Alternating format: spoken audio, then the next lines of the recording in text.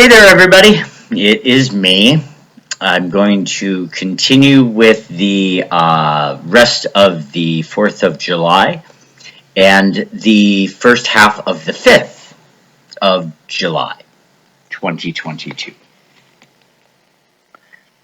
I sat in a beloved city park for sunrise of this holiday, writing a satire piece about my neighborhood until the summer's long and nearly parallel to the ground rays hit my cheek, warming me too quickly.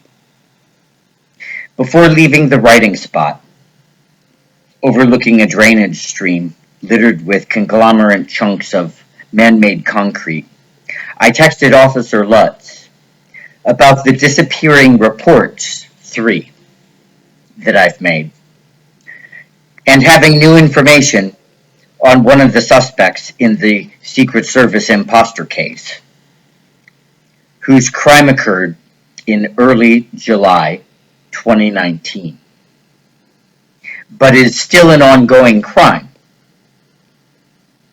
because Patty continues disseminating the information.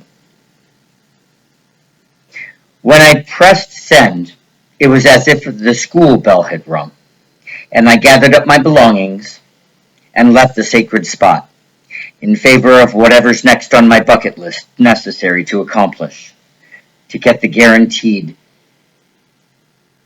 to stick, write, and earn my freedom back for the rest of my shortened life.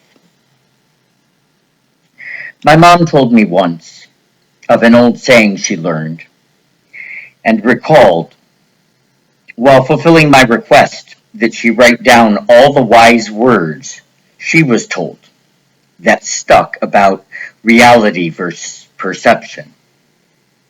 Quote, make hay while the sun shines.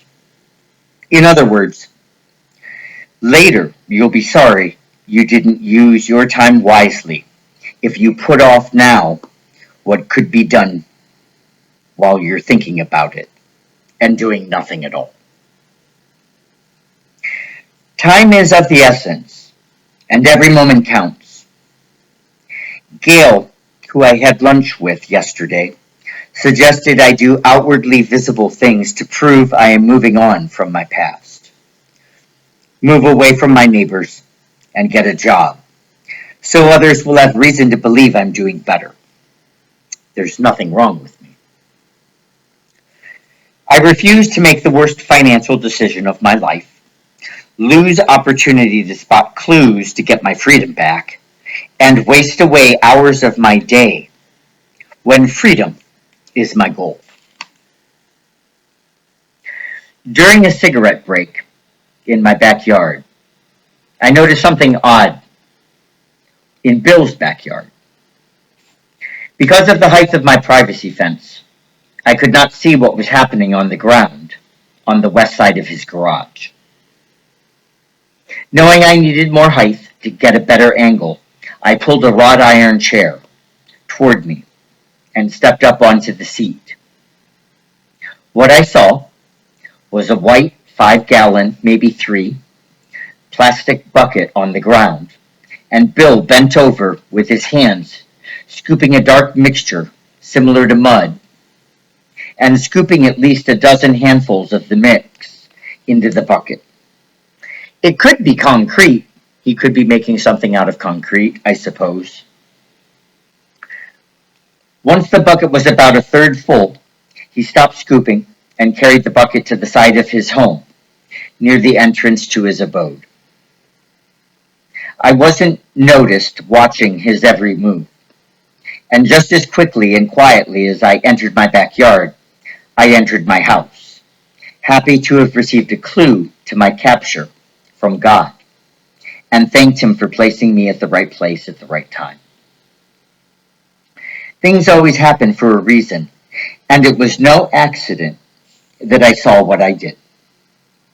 God wanted me to see it, and because of the strange, distant, and angry interactions I've had with the couple, which have all been negative, I highly suspect their direct involvement with this new technology in the neighborhood.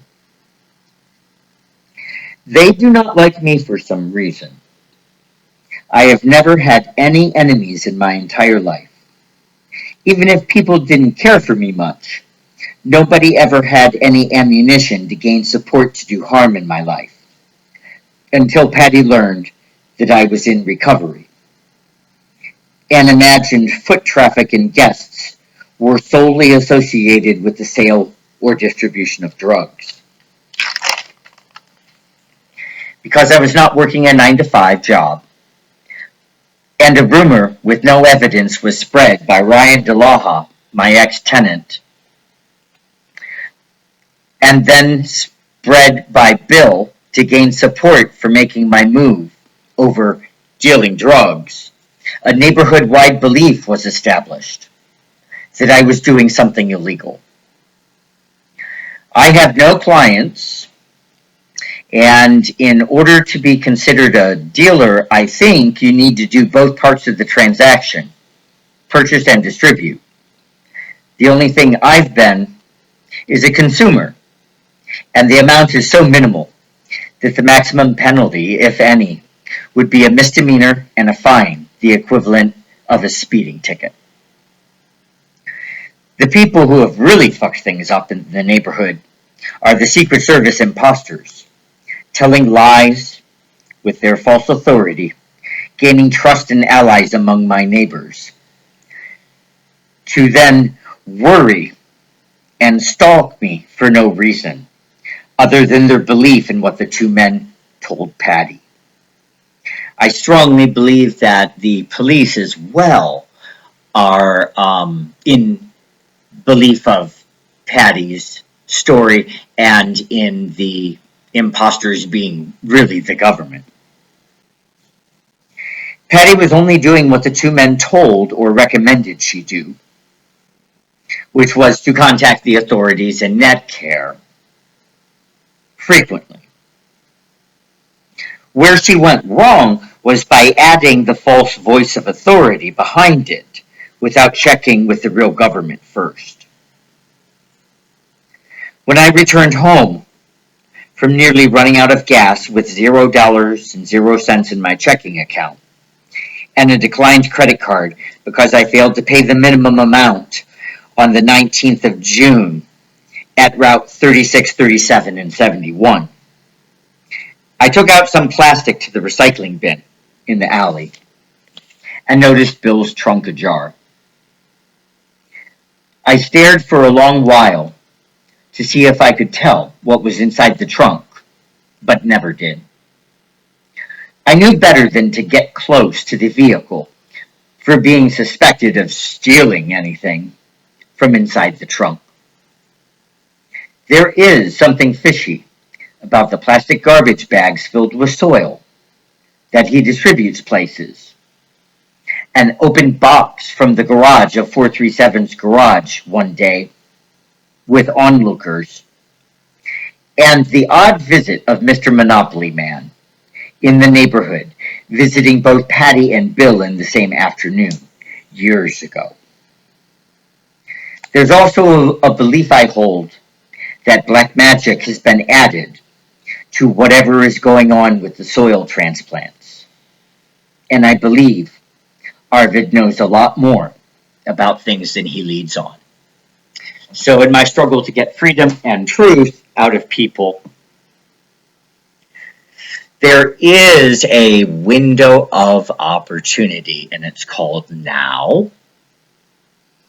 I maintain a belief that this technology is increasing in amount, and it concerns me enough to raise the flag and the alarm bell.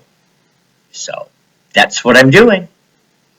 Anyway, if you want to know more about what's going on, please visit Instagram for Word Together